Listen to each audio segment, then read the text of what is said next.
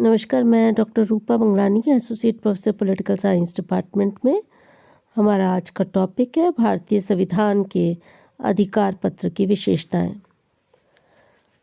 तो जैसा कि हम जानते हैं कि भारत के संविधान में मौलिक अधिकारों के संबंध में भाग 3 में प्रपत्र है और मौलिक अधिकारों का जो है वो विस्तृत उल्लेख किया गया संविधान में ही। हम सभी जानते हैं कि प्रत्येक सभ्य और सुसंस्कृत राज्य अपने नागरिकों को अधिकार प्रदान करता है। ऐसे अधिकार व्यक्ति के जीवन के व्यक्तित्व के लिए अनिवार्य हैं और लोकतंत्रात्मक शासन व्यवस्था का मूल आधार ही व्यक्ति की उन्नति है और व्यक्ति के अधिकारों का सुनिश्चय है। भारत में भी संविधान के भाग 3 के अनुच्छेद 12 से 30 तथा अनुच्छेद 32 से 35 तक यानी कुल 23 अनुच्छेदों में मूल अधिकारों का विस्तृत विवेचन किया है।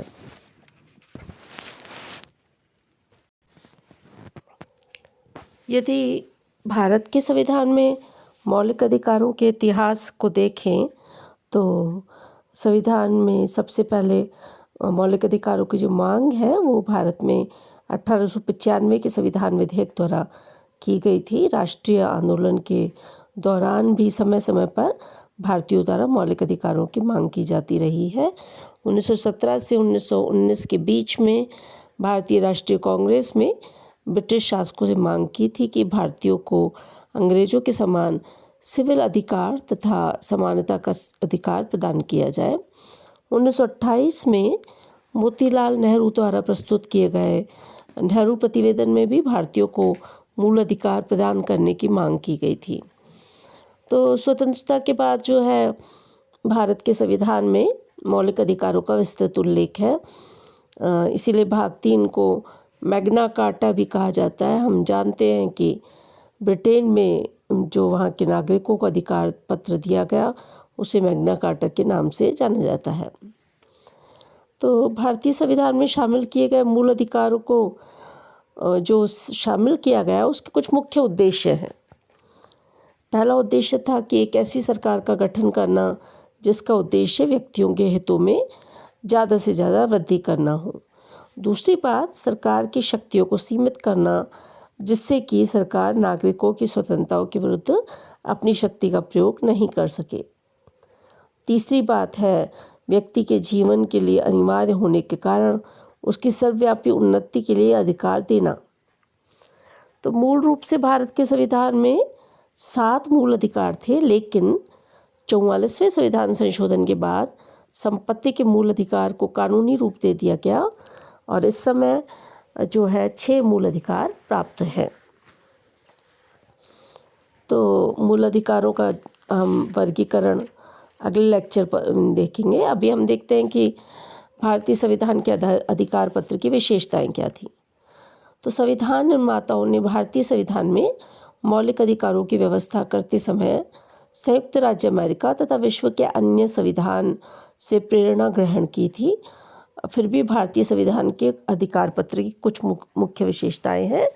वो विशेषताएं इस प्रकार हैं।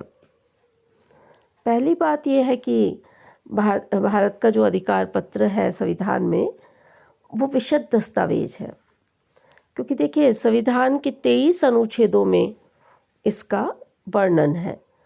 तो ये जो है प्रत्येक अधिकार के साथ युक्तियुक्त निर्बंधन भी है, अपवाद भी है, उसे भी लिखित रूप दे दिया गया है। दूसरी बात है कि मूल अधिकार पूरी तरह से निरपेक्ष नहीं है। मूल अधिकारों पर युक्तियुक्त निर्बंधन लगाए जा सकते हैं जिससे व्यक्तिगत अधिकारों को जनहित में समेकित रखा जा सके। तो मूल अधिकार जो है पूरी तरह से बाधा रहित नहीं है और कौन से निर्बंधन सही है या नहीं है इसका निर्धारण कौन करेगा? इसका निर्धारण न्यायालय करेगा।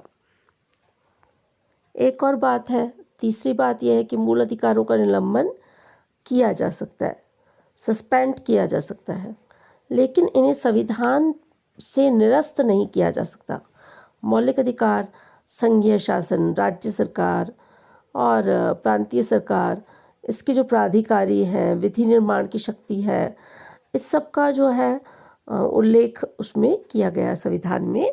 और मूल अधिकारों में कुछ सीमाएं भी आरोपित की गई हैं। जैसे हम जानते हैं कि राष्ट्रीय आपातकाल के समय अनुच्छेद 20 और 21 को छोड़कर अन्य मूल अधिकार निलंबित हो जाते हैं, और अनुच्छेद 19 में वर्णित जो अधिकार हैं वो स्वतः निलंबित हो जाते हैं। अन्य मूल अधिकार जो है वो राष्ट्रपति के आदेश से निलंबित होते हैं। तो इस प्रकार हमने देखा कि मूल अधिकारों के अधिकार पत्र की ये क्या विशेषताएं क्या थी। एक अन्य विशेषता को अगर हम देखें तो मूल अधिकारों की संरचना करते हुए संविधान निर्माताओं ने भारत के नागरिकों और गैर नागरिकों में भेद किया है। अर्थात कुछ अधिकार तो केवल भारत के नागरिकों को ही प्राप्त है। तो भारत के नागरिकों को अधिकार प्राप्त हैं, कुछ जो है वो नागरिक और जो व्यक्ति है उन दोनों को ही प्राप्त है। जैसे विधि के समक्ष समानता, धार्मिक स्वतंत्रता आदि मूल अधिकार नागरिक और व्यक्तियों दोनों को ही प्राप्त है। तो इस प्रकार हमने देखा कि मूल अधिकारों के अधिकार पत्र की क्या विशेषता थी। पांचवी विशेषता ये कि जिन व्यक्तियों को ये मूल अधिकार दिए जाते हैं वो उसका त्याग नहीं कर सकते। मूल अधिकारों का त्यागा नहीं जा सकता। अगली विशेषता है कि मूल अधिकारों को सीमित नहीं किया जा सकता। इसका अल्पीकरण करने वाली विधियां अल्पीकरण की सीमा तक जो है वो शून्य होंगी। इस बारे में केस भी आया था पश्चिम बंगाल बनाम पश्चिम बंगाल राज्य प्रोटेक्शन ऑफ डेमोक्रेटिक राइट्स समिति ने के निर्णय में उच्चतम न्यायालय ने ये कहा है कि भाग 3 द्वारा प्रदत्त मूल अधिकार नैसर्गिक अधिकार हैं और उन्हें किसी भी स्थिति में उसमें जो है उसे समाप्त नहीं किया जा सकता, चाहे संशोधन ही क्यों नहीं हो। तो इस प्रकार संसद ऐसा कोई संशोधन नहीं कर सकती जिसे मूल अधिकारों का अल्पीकरण किया जाए या उसको हटा दिया जाए। एक और विशेषता है, आठवीं विशेषता, वो कह रहे कि मूल अधिकारों के प्रवर्तन हेतु व्यवस्था की गई है।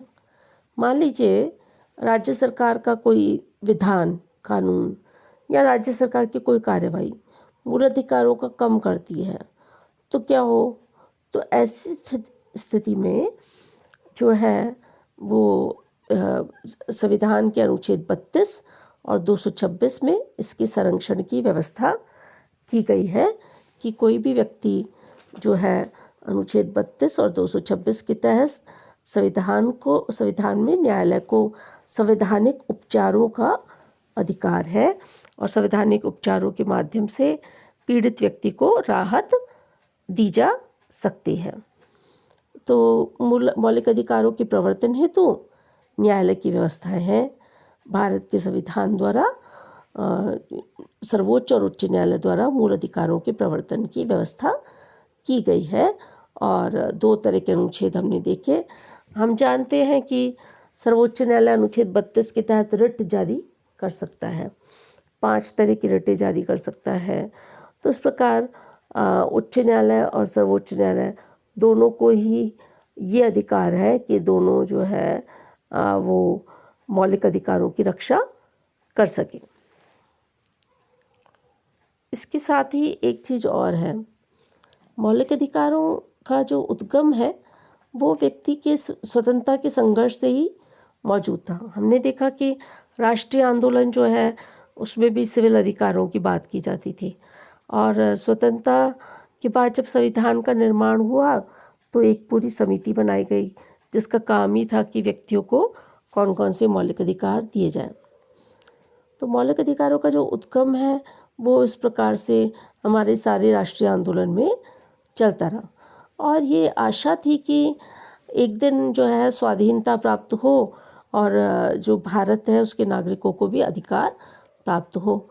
तो क्योंकि मानवाधिकार का जो आधारभूत ढांचा है वो मौलिक अधिकार है और संविधान में तो उसको उल्लेखित करने का मंशा ये था कि एक पूरी तरह से दृढ़ रूप में भारत के जो नागरिक हैं, और नागरिक ही नहीं व्यक्ति भी, क्योंकि कुछ अधिकार हम देखते हैं कि नागरिकों को प्राप्त है और कुछ अधिकार सभी को प्राप्त है। तो इस प्रकार एक विस्तृत दस्तावेज दिया गया। एक और विशेषता है कि कुछ मौलिक अधिकार सकारात्मक हैं और कुछ मौलिक अधिकार नकारात्मक हैं। कुछ मौलिक अधिकार हैं जो कि राज्य को आदेश देते हैं कि ऐसा करो, जैसे हम देखते हैं कि वाक और अभिव्यक्ति की स्वतंत्रता। कुछ अधिकार ऐसे हैं जो व्यक्ति की स्वतंत्रता को सीमित करता है। तो इस प्रकार हमने देखा कि मौलिक अधिकारों का एक विस्तृत अधिकार पत्र है और उसका विवेचन किया गया है। तो आप इस टॉपिक को तैयार करें, अपने और अपने परिवार के स्वास्थ्य का ध्यान रखें। शुभकामनाएं।